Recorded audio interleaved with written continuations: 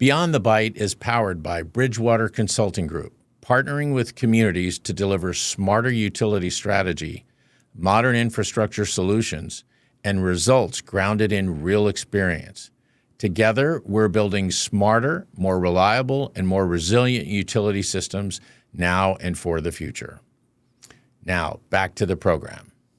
My guest today is a designer of the possible.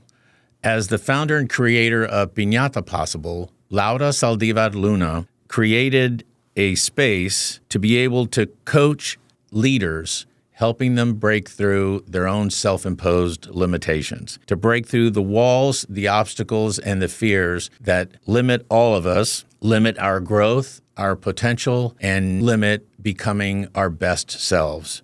She's in high demand, but we're delighted that she made time to be with us here today to spend a few minutes to share what you can do in your career, with your family, and as a civic leader. So, Laura, thanks for joining us. Oh, Eddie, what a joy to be here. Thank you for the invitation. So you and I have been talking for a while, and we've known each other for a few years, and I've been wanting to get you on here, so I'm glad that you're finally here.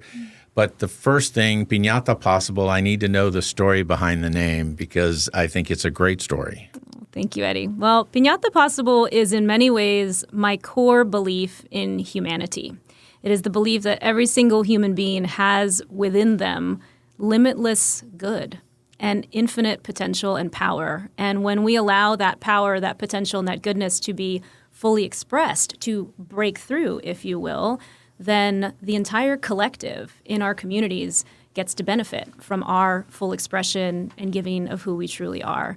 And so the piñata is really my guiding metaphor for all of us. You know, we go through life and sometimes we encounter these cracks within ourselves and we think, oh no, I just want to cover up those cracks and hide them from the world, and nothing's wrong, I've got it all together.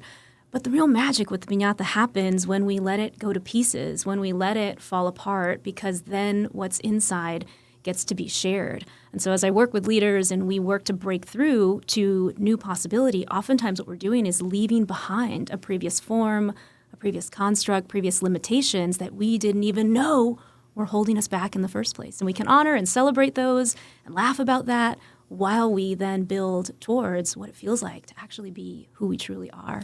And how great is the feeling when you do break through to look back and say, that wasn't as hard as I thought it was, or why didn't I do that before?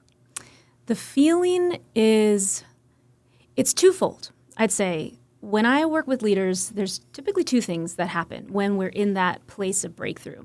There's the falling apart phase, where people feel like, oh gosh, it's all going to pieces. What do I do now? And that comes with a set of feelings that might include confusion, that might include some doubt, some shame, some worry about, well, if it's not what I've always known it to be, what is it? But then on the other side of that is the felt sense of peace, joy, and true liberation that comes from finding that inner alignment within oneself of like, wow, this is how good life can feel when I don't have to hide behind any of the masks. So that makes all the messiness and the in-between stage really, really worth it.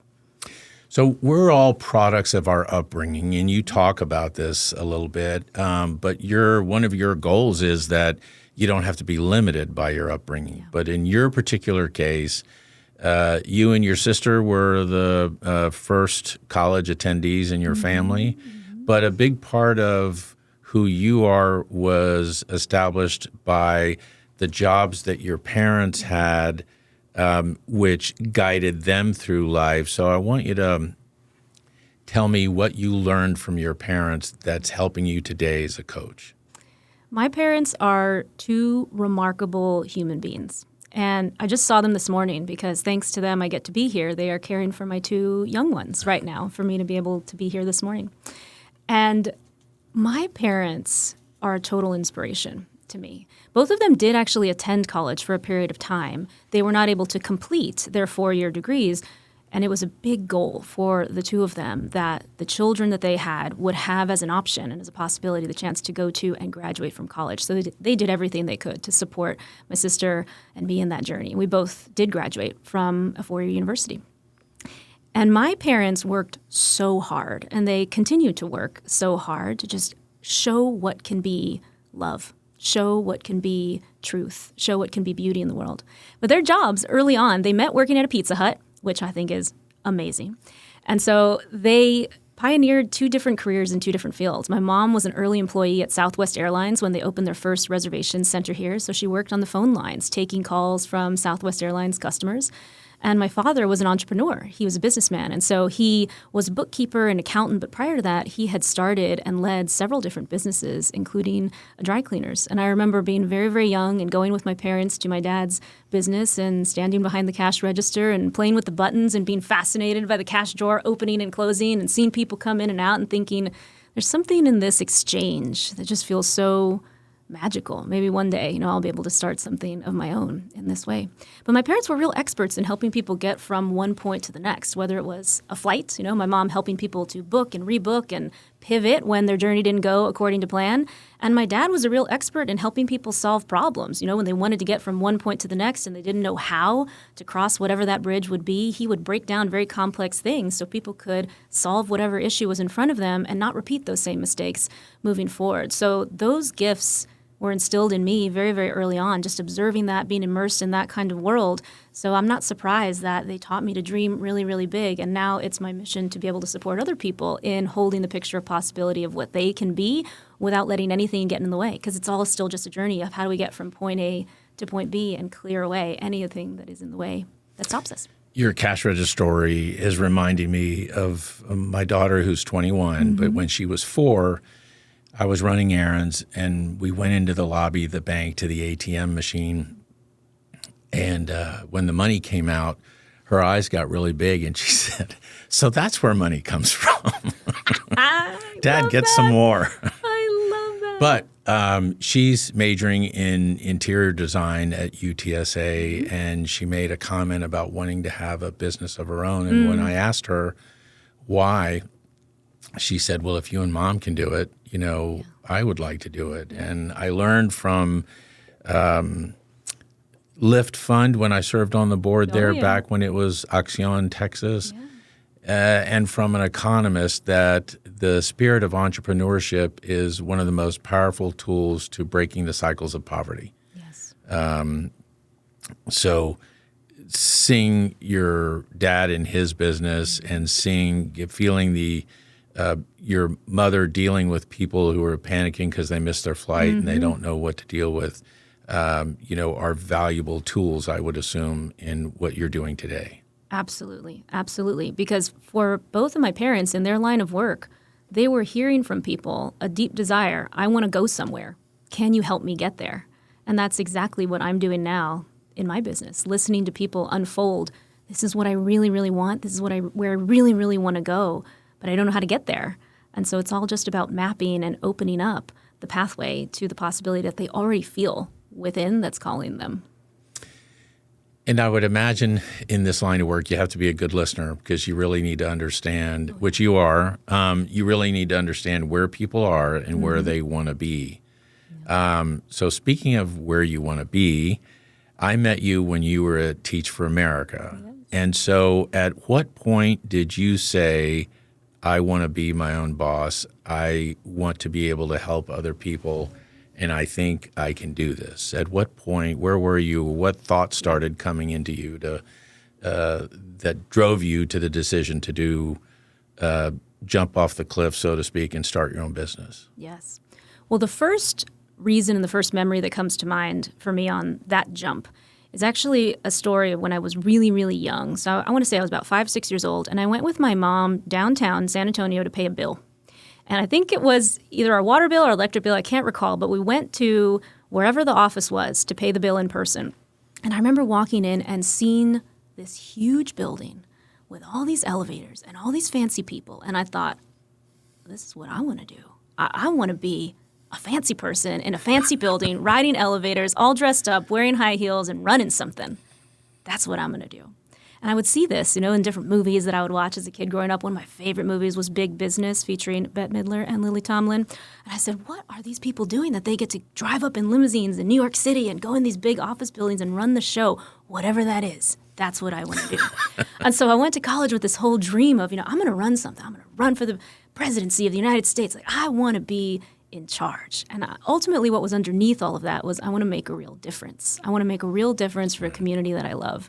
And so when I graduated from college, I ended up working for Teach for America in their headquarters. And what I learned there was, oh, wow, there are tremendous opportunities to serve people, to serve my community through the field of education and through the field of educational equity. And so I set as my mission, I am going to start Teach for America in my hometown in San Antonio. It existed in Texas, but not in my hometown. And I said, I really want to bring this thing I believe in to a place that I love so much. And so entrepreneurship for me really did kind of start in that role of being the founding executive director of Teach for America, because I was doing a bunch of things that I'd never done before and building something that had never existed before in our community. So it was a lot of those same lessons of, can I raise the money and capital? Can I raise the awareness and tell the story? Can I hire a team? That showed me, oh, wow, we can really build things from zero. And we can build great things, and we can build stories, and we can build legacies. And I loved that feeling. And that's really where my piñata metaphor first was born, was in talking with our teachers about, hey, we're doing this work.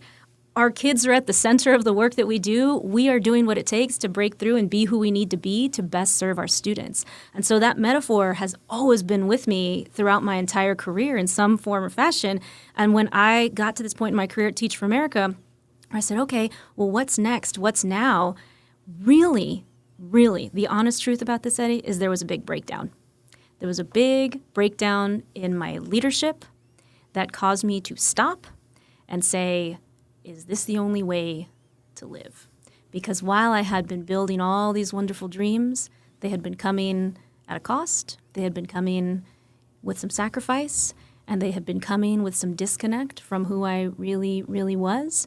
And when all of that came forward and started to break down, it became very clear to me and was actually said to me, that my assignment needed to change. My assignment needed to change. And so I moved from this long career at Teach for America to the unknown. So I didn't know at that point that it was going to be Piñata Possible. I didn't know that this was going to be my calling. I just knew that I needed to shift away from what I had been doing. And then I entered this very confusing and scary place in the in-between. So did you have anybody coaching you at the time? Yes, okay. I did. Mentor? I did. So what's kind of funny is that throughout my executive career at Teach for America, I had a wonderful executive coach. And when it came time for me to transition out of that executive role, I asked that coach, would you be willing to still work with me, even if I'm not in an executive position? Could we just apply all these lessons of coaching and transformation to the whole of my life and the space in between? Because for me to step into whatever's going to be next, I've just got to find who I am. I've got to reintegrate myself. I've got to figure out, who do I really want to be in this next chapter of career? And so I started working with my coach, now focused on the core project was me and my life and the whole of my life. And in that period as well, I started working with other coaches who had different areas of specialty, different gifts and talents. And so this whole world of coaching opened up to me as I was being served by many people who held space for me, quite honestly, to have the breakdowns I needed to break down in order to encounter the breakthroughs that were on the other side.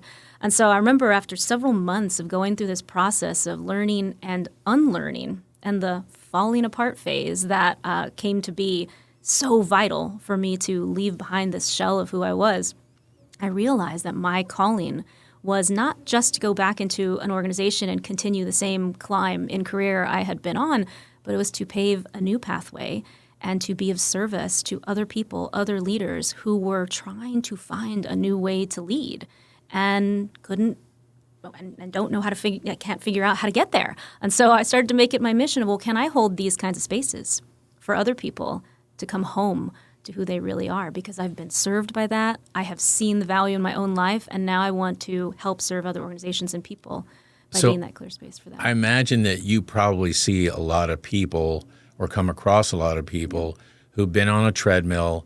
They either stepped off or fell off, and now they don't know what to do next. That's right. That's right. So then you have to sort of get from them who they are, where they want to go, and then you help them develop the steps, I would assume, as to how to get there. Right. How to achieve that goal. Right. Most people find their way to me when something's calling them. They know something more is possible. They feel like something's missing, but they don't know what it is. They feel stuck in some way, or they're in a period of transition and they're in this space in between and don't know how to navigate it. And they're using all the tools that they've had that have gotten them the success, the incredible success they've had up to that point, and those tools are falling short in some way. So they're looking for, well, what is the next level? What's the next tool that I need to get to this next chapter? And so we then walk a journey to look back at who have you been, who are you now, and who are you becoming? And we start building into that phase of becoming. So tell me about your clients.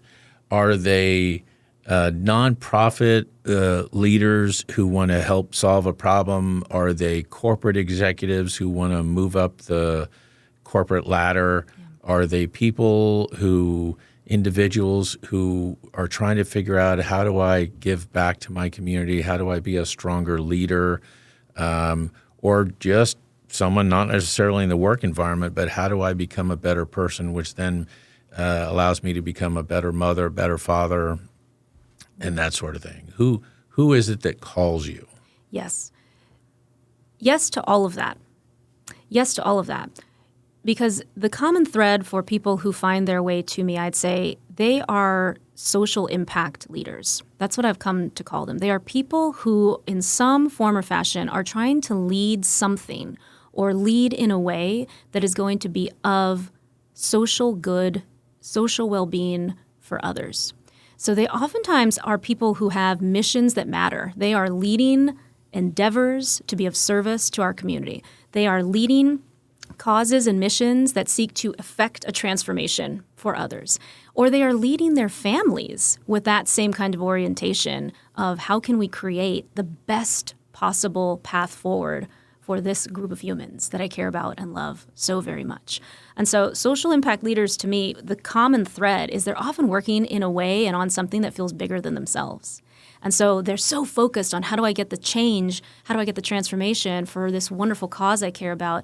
And sometimes it's come at a neglect of who they are as individual leaders. And so the work that we do really is self-mastery, self-transformation, self-discovery, because when we do the work at the level of self, this is the first system to transform, quite honestly. Because if you can transform the system of self, you can then transform how you relate to any other system, any other challenge, any other relationship that is then outside of you.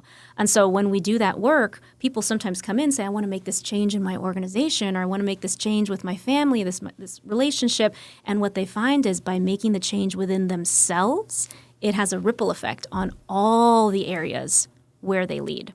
So you have to take care of the corpus first. That's right. That's right. So, when you come across people who are in need, tell me about the kinds of challenges that they come to you seeking help for. Yes. People come to me with a variety of different challenges, but some of the most common ones are, number one, my career has been successful, but something's missing. I'm feeling unfulfilled.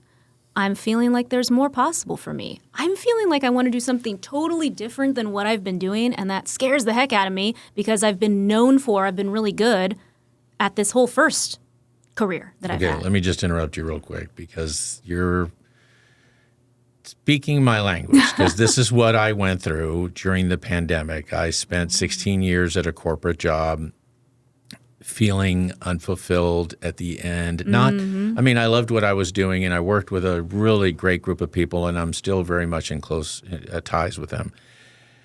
The unfulfilled part was that in my early days, I was a TV reporter, and I had a history of storytelling. And during the pandemic, when a lot of people were doing self-reflection, I realized I was missing the ability to tell stories and share other people's stories. And that led me going through my own process. I didn't have a coach. I wish I did. You could have made my life a little easier. But I went through my own process and then discovered this podcast would be a platform in which to do that. So this was, and starting my consulting business is my third business that I've started. But at this stage in my life, I had a much bigger mortgage than I did the first time. I had, 3 kids, 3 adult kids. They were working their way through college. And so the responsibilities were greater. Yes. But you talk to other people, you get some good advice, and you make a plan, and then you move through and break through. Mm-hmm. So that is, little did I know then when I was going through that thought process that you would be here today talking about breakthroughs.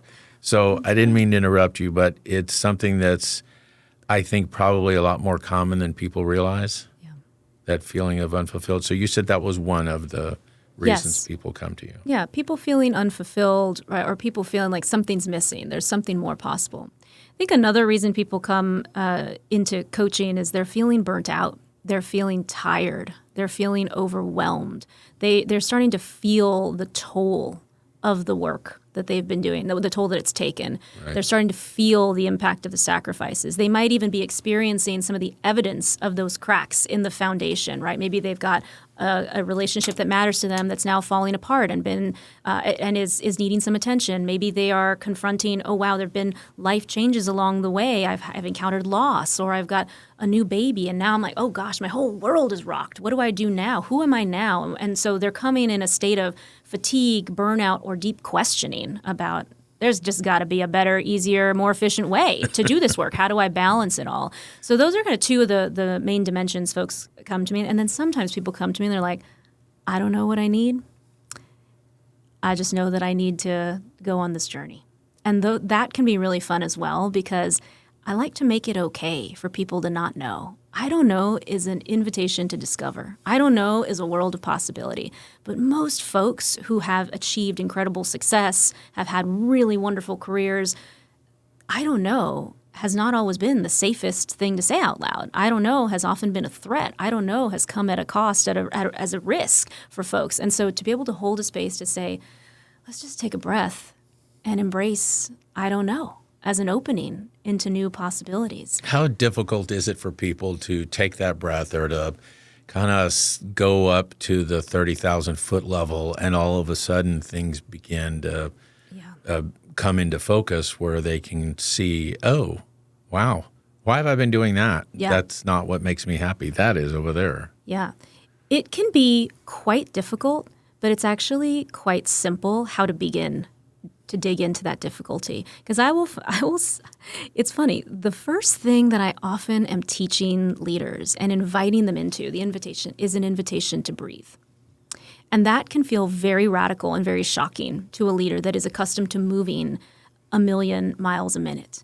To actually slow down and take a breath and notice what comes up in that breath.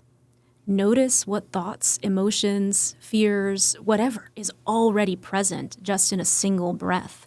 And so I will oftentimes invite leaders to say, let's begin with the practice of grounding ourselves, settling ourselves long enough to just hear what's here that wants to be heard, that is under the surface, that we've missed because we've been pushing so hard, we've been overriding, the cues that our body's been sending us. There is actually a chance to reconnect to the body, which in some ways is quite simple, but it doesn't necessarily mean that it's easy. It's itself a practice. So sometimes people who are consumed by, I've got to keep pushing, it's almost as if they've got machinery, right, that we're all wired to be in, and those gears keep turning and those neurons keep firing. We stay in that mode until we pause and say, okay, hold on. I'm more than that machinery. I'm more than that wiring.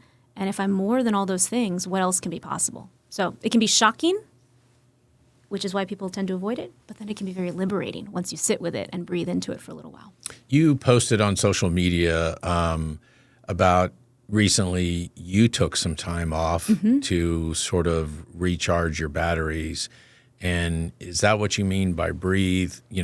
Sometimes you just have to get off the treadmill and kind of look within and figure out who you want to be and where you want to go and how you plan to get there.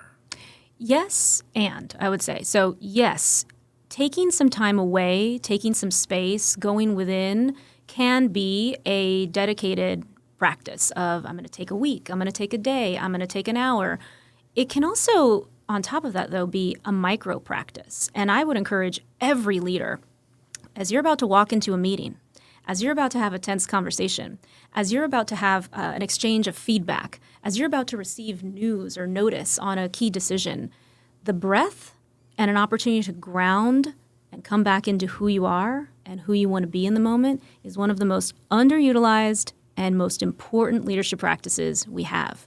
Because when we do that, when we ground, we have a choice. We open back up the choice of who do we want to be in that moment with what we're navigating instead of just letting the default run the show. So breathing and grounding, recentering is itself a leadership practice that can happen in micro moments, and I would advocate for every leader to use it in an ongoing, practiced way to open up possibility in an instant. You and I have talked a lot about Jefferson Fisher, the attorney who lives in Silsbee, Texas, that has just come out with a new book, which I'm reading. And he says when you're in a tense conversation and dealing with difficult things and you need to respond, let your first word be your breath. Yeah. And it sounds like a lot of what you're saying is that you need to center yourself and not let triggers guide your reaction. You need to be more focused and deliberate in your response that achieves the goal. Because the goal, I would assume, is not winning the argument. The goal is to effectively communicate. That's right. Yeah, to advance the cause, right? To advance the mission, to advance the goals that you have, right? When you are clear on what your commitment is in a given endeavor, and that commitment can be in the conversation you're about to have, that commitment can be in the pitch you're about to do, that commitment can be, in the project you're about to take on, saying yes or no to it. When you're clear on what's the commitment that's driving those decisions, then you're going to get more power behind all of those different endeavors because you are clear on what you're committed to, and getting clear is the practice of recentering and grounding. That's what it opens up for you, is a chance to get very, very clear on what you're committed to. So I want to talk about a common wall that people hit, and that is getting frozen in fear by the size of a project or the size of a goal. And, the example I'll share is 40 years ago when I was in TV news, I was producing the weekend newscast, which means I'm the one writing everything the anchors are reading. And it was the first time that I was doing this, my very first night as a producer. And the clock seemed to be, I could hear the tick-tock in my ears quite loudly just because that was the looming enemy. Because at 10 p.m., the red light goes on and the anchors better have something to say. Which means I have to do my job. And so I had a colleague who just said, what's your first story? What's your first sentence? Write that down. So I wrote it down. What's your second sentence? I wrote that down. What's your third sentence? Well, John Doe has the story. And then boom, take that piece of paper out of the typewriter and then, okay, what's your next story? And what I realized was it's just take one step at a time. You had a post recently, I think it was on Instagram, where you showed a mountain, and then we saw you hiking, and then we saw you on top of the mountain enjoying the beautiful view. So talk to me about how to overcome this very common problem of people getting frozen in fear or frozen in limitations. Yes. I can totally connect to your story about freezing. And I think every human being can connect to the story about freezing because, quite honestly, we human beings are designed and have evolved to freeze. And we freeze in the moments where we feel we're under threat. There's a threat to our survival. It's one of the very wise and most ancient parts of our nervous system that allow us to encounter an environment, notice if there is a threat that's present, notice what is causing tension, and then either freeze or run away or appease, do what there is to do to survive. And thankfully, we have these survival tendencies built within us because it's allowed us to get to the point where we are, right? Thank goodness we have that survival strategy. What oftentimes we as leaders don't realize is that survival nature is itself what's limiting us, right? So when we get frozen, yes, it's keeping us safe, but it's also keeping us limited from being able to take the next step forward. So in your story, with the clock ticking and the red light, like so much pressure probably built into that environment that your body is having a response to it of saying, oh no, wait, hold on. How are we going to navigate this? It's the same feeling we would have had, in ancient times where I'm going to wander, a little bit beyond the place where I'm accustomed to. Okay, is it safe there? Can I keep going? Can I keep moving? And so we are built to just be cautious, to be aware, and to notice the tensions and the risks that might be around us. So how do we then take one step at a time beyond that? It's to notice and not blame ourselves when we freeze, to not make that a problem, because it's our body and our nervous system doing what we're designed to do. So the quicker we can build the capacity to notice, okay, what is the threat that I'm feeling here? And how do I know that this threat is not something I need to be limited by? That gives us the power to then move out of the threatened state into the action state to keep forwarding the commitments we have, the goals we have, the progress we want to make. So in that story you're talking about me hiking up the mountain, what you don't see in my video is that there was a point in that journey where I froze. I froze in taking my step-by-step up the mountain because I encountered some other hikers. And this is a little bit silly to say, but I was worried that these hikers were going to see me struggling up the mountain. And so I froze and I hid. Like, I literally hid behind a rock, Eddie. I mean, these hikers were of no threat to me, but there was something in my body responding of like, oh no, they're going to see that you're struggling up the mountain, so like go and hide that from the world. And at one point, I started descending the mountain. I'm like, I can't let these people see me. That I am not an experienced hiker. They're going to notice that I'm struggling up this mountain. And so then I noticed that I was having this ridiculously illogical yet very wise nervous system response to a perceived threat. And I paused and I took some breaths and I sat against a rock and I said, there's nothing really to be afraid about here. Who cares if these people see me struggling, right? I'm making this journey. They're making their journey. And so then these hikers came and they passed right by me. And I'll tell you the truth, they didn't notice me at all. And so I said, I was about to deny myself the top of the mountain view because I was worried what other people were going to think as I made my way. So I stopped and I said, you know what, redirect. Let me clear out this perceived threat. There is no threat here, and let me take the next step forward. And really, ultimately in leadership, that's what we're doing. We're clearing away what feels threatening, and the faster we can do that, the more capacity we have to do that, then we are unstoppable in being able to take the next step. So as a coach, you're telling us that you're also human. Oh, yeah. 1,000%. That's what makes the work so fun, that we all get to be human together. And being human means we are so imperfectly perfect. One of the words I hear you use a lot is intention. Mm-hmm. How important is it for people to have intention and in order to achieve their goals? Yes. Well, intention is a fabulous word because built into it is the invitation to look for where you as a leader are in tension. Where are you finding misalignment? Where are you finding something feels off? Where are you finding the experience of something being quote unquote wrong? And when you can tune into, okay, what feels a little bit off? That is an invitation to say, what would it look like to get into greater alignment? What's the possibility I want to create? And that's oftentimes at the foundation of intention. So when we can pause and clear away the threats, when we can pause and ground ourselves back into what am I committed to, those are intentional practices that allow us to redirect from the limitations that are trying to take us into a default survival state or take us off track. We're able to come back into our power to say, this is the path I want to walk. That is now my intention. So I'm going to keep getting to that mountaintop view, even if I'm encountering the rocky terrain along the way. What do you wish people knew more about in order to achieve their goals? Is it how to overcome imposter syndrome? Is that you do have the power to do this? Is that they're looking at the journey of 1,000 miles instead of taking single steps at a time? What do you wish more people knew about in achieving their goals? I love coaching people when it comes to goals. Number one, I love achieving goals. And goals can feel like a very practical way to get things done and feel that sense of accomplishment.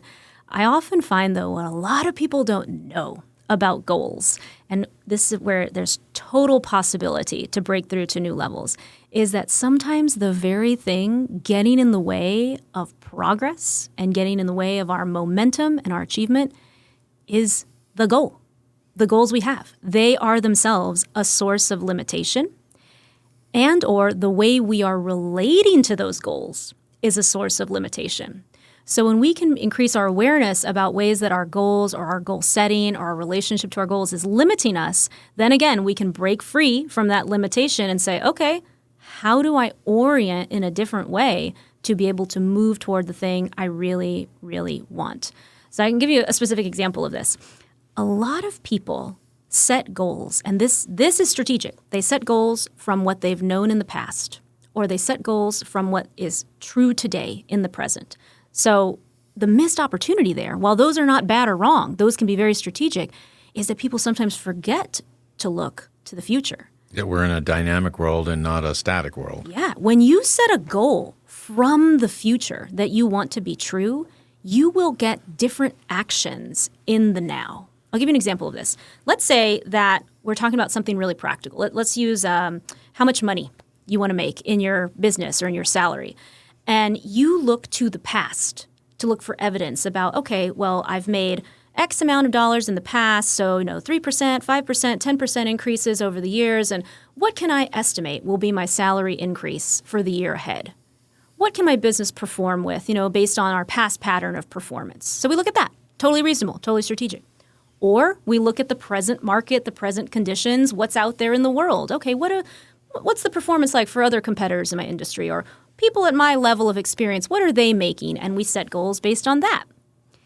What we don't do oftentimes, this is the missed opportunity, is look at what do we really, really want? Maybe I want my goal to have $1 million business, and that is in no way part of my past. That is in no way part of what I see reasonable in the industry, but it's the goal I really, really want. If I start with that future goal and I start saying, well, what are the actions associated with being $1 million business owner, $1 million salary earner? What are the types of things that people at that level do?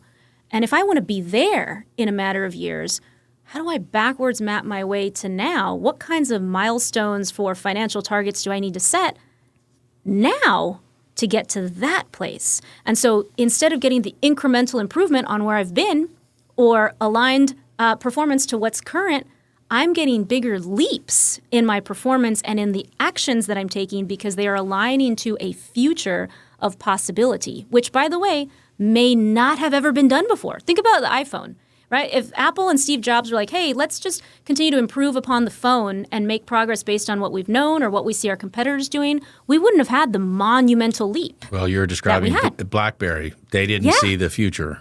Exactly. So again, it's not that it's bad or wrong to look at the past or look at the present. It's just not the only way. So open up the world of possibility of the future where you can invent a future that's never been done before, and then take actions to bring that future into existence in reality. So how do people overcome the initial blockage or limitation of even realizing that they might need help? Yeah. Like before they even get to the point where they're calling you, how do they, what do they come to be able to, because let me go back. I'll come back to that. Okay. Your comment about goals. So between 1989 and 1992, I left Texas and went to Washington, D.C. to work for 3 years. And after my father passed away, I'd always had the goal of starting my own business. And then it was when my father passed away that I realized, okay, this isn't going to fall out of the sky. It's not going to happen. Someone's not going to hand it to me on a silver platter. I have to make it happen. Yeah. So I made a little hand-drawn business card with the name of my business and my name on this business card. I taped it to my bathroom mirror so that every day when I was brushing my teeth, every day when I was shaving, I would look at that card and ask myself, what one thing are you going to do today to get you one step closer to where you want to be? Is it a phone call? Is it taking someone to lunch? Is it getting advice from a colleague? Is it going to other people who've started their own businesses and asking for advice? And at that particular time, I probably wasn't a goal setter, but I was really driven to do this. And that's what helped me get to the point of launching that business. Yeah. It was those goals, and it was one thing every day. I could do 2 or 3, but it had to be a minimum of 1. I didn't want to go a single day without doing one thing to get one step closer. So I guess I just wanted to reemphasize your comments about goal setting. Well, Eddie, in your story there are a few transformational leadership practices that you utilized. And this is the thing about coaching, is that we can look at what are the practices to take, the big lofty goals or the big visions or the big dreams and make them action-oriented in the now. With bite-sized achievements. Exactly. So I'm going to mirror back to you. There's one thing you did that, again, is a practice that I often work with clients on, which is to take a goal that exists as a one day I will do this and make it present tense. I always invite my leaders to write their goals. Well, number one, to write their goals, which you did. You made your business card, right? That is creating the idea out of your head and on the page. That is itself a powerful practice. But when you also took it from I will one day run my own business, open my own business, into I am now running my business, you take a future-oriented someday, one day, and you make it today. I am now present tense running my business, opening my business. So I invite leaders to take anything that they really, really want, right? And whatever has been existing as a one day I will get to this, drop the will and bring it into the present tense. Start setting your goals in the now. Use present tense. So that cultivates a way of being, a way of action orientation in the now, so that we can then get to that level that you were saying, okay, so if I am now a business owner, what's an action I need to take today that's in alignment with being a business owner? Not a one day I will be, but today I am. So what do I need to do today? And then your actions start getting more and more aligned to that state of being, of who you've decided you want to be in the now. It also, in my case, it made it much more reachable because I felt like I was already on that other path. Exactly. Of, oh, no, this is not someday. No, this is happening. Exactly. You decided and declared it was happening. And that decision and declaration of a new future is now getting born here is what shifts the path. Now, in the beginning, this is what a lot of leaders, I think, sometimes we can struggle with is when you shift the path, sometimes it feels like you're just shifting it a little micro direction. But over time, that micro direction compounds, and wow, you've got an exponential curve to a new future that otherwise wouldn't have existed had you not made the declaration to get on a different path. Well, the micro shift is shifting 1 degree. Yes. But the further you go down that journey, now you're 20 degrees further down your journey than you were on your original path. That's right. So this is amazing, Lauda. I appreciate your time. If you could leave people with 2 or 3 nuggets about how to overcome some common issues, what would those be? I would invite people to take a look at anywhere in your life where you are feeling a sense of struggle, a sense of tension, a sense of waiting for circumstances to change. I can't wait until this person makes the change. I can't wait until these conditions are different. If we just don't have the right conditions right now, I would invite you to say, you are the condition creator. You can alter your relationship to any conditions that you see around you, any relationship, any tension, any disadvantage. You have the power to alter your relationship to that thing so that you can have available to you a choice in what kind of future you want to build, who you want to be as you build that future, and the actions you can take today in alignment with creating that new possibility in reality.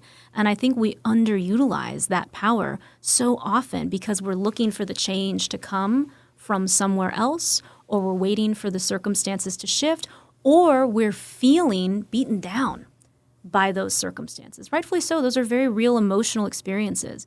But just to know that even in the midst of that, all of that can be cleared away. There is so much power and potential when we clear it away and come back into what I actually have. What I'm actually working with is limitless power within myself to make anything I want possible. And we forget that. We know it as children.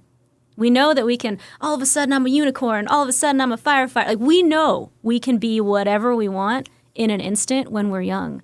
And then over time, we get so much wonderful success and experience that we forget. So we have to kind of relearn that childlike way of being. We're like, oh yeah, any dream I want, any goal I want to bring about into existence is possible. I already have all the tools within me. It's just a matter of allowing what's been covering up those tools to fade away, to crack away, and to allow the real truth and authenticity to come forward. You know, I think I'm a living example of the limitations because both my parents were one of 11 children. Mm-hmm. And not only did both my parents work for the federal government, but many of their siblings worked for the post office, the U.S. Attorney's Office, the military, Congress. I mean, you name it. It was basically a government job. Mm-hmm. And someday somebody asked me, what made you think that you could start your own business when all you had as an example from your family was government jobs? And a lot of people would say, you know, some of my aunts would say, just go get a good government job mm-hmm. and build up that pension. But it wasn't the dream. Yeah. But it can happen. And in my case, it's happened 3 times. And so there is a lot of joy. And I use that word in particular. It's not happiness. There's a difference to me between happiness and joy. When you break through, yes. When you break the piñata, yeah. You enjoy the reward. So Laura Saldivar Luna, mm-hmm. founder and creator of Piñata Possible. Where do people go for more information? Is it piñatapossible.com? You got it. That's where you find me. Well, thank you for coming on the show. I look forward to continuing our conversation and seeing if I look forward to hearing stories from you about other people that you're helping.